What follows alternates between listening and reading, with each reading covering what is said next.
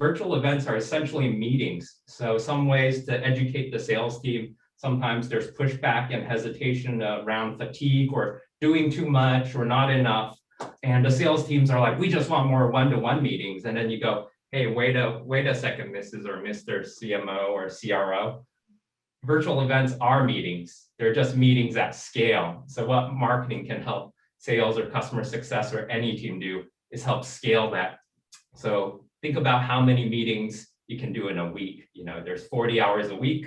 Maybe a salesperson can have 40 meetings. With virtual events, you are increasing their capacity infinitely. So now they're going like, wow, we're getting 160 meetings a week, essentially, whether that's small group format or sort of the large group presentation. So it's sort of really recapturing, reframing, and then thinking about the way to convert people throughout the funnel, whether it's new logo or retention or upsell, cross-sell, and continued growth.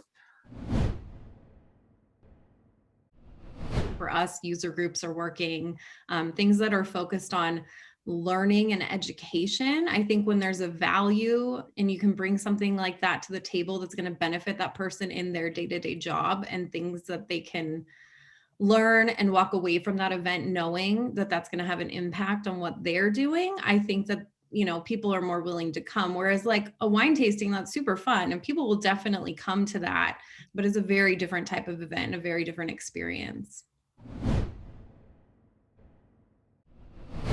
How do you leverage your data and how to build community? And kind of a decent example of this is I run a monthly meetup for field marketers, demand gen people, and kind of event marketers. And it started as something where I just wanted people to have a space to kind of build community and bounce ideas off of each other. And it's grown to over 200 people every month. And so, my goal is to somewhat own field marketing. I want people to associate it with my name. So everything that I do from posting on LinkedIn, it's all about building community and everything that comes around. And so subtly, I work for a company that sells to field marketers. So in the back of people's minds, using that community and using that data, people will always associate my name with the company that I work for, and they'll know who to come to push through. And it helps me leverage a lot of ABM campaigns too. We look at virtual events like show. I mean, we look at it as if we're planning a show, a big show, a live show, and we try to we try to include as many videos as possible. We try to have live music, so while people are coming in their videos, and during breaks we have videos, and during the show we have videos, and we have engaging music, and we really try, at least again, not for all of them, but for the more important ones. Really build it as if we're building a show, because I feel like we're competing not against webinars, we're competing against TV shows and YouTube videos, because we're on the screen all the time. So we need to match to those type of experiences.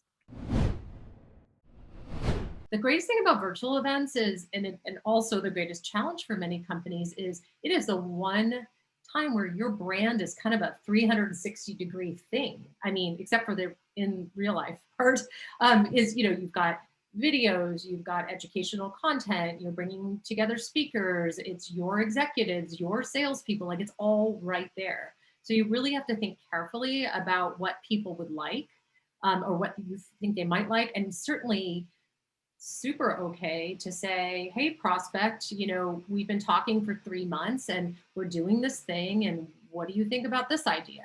Why not ask? We always avoid asking our customers, but that is my view, is there's a huge opportunity to do things better than we would have done them before, when we were, could do whatever we wanted at any point.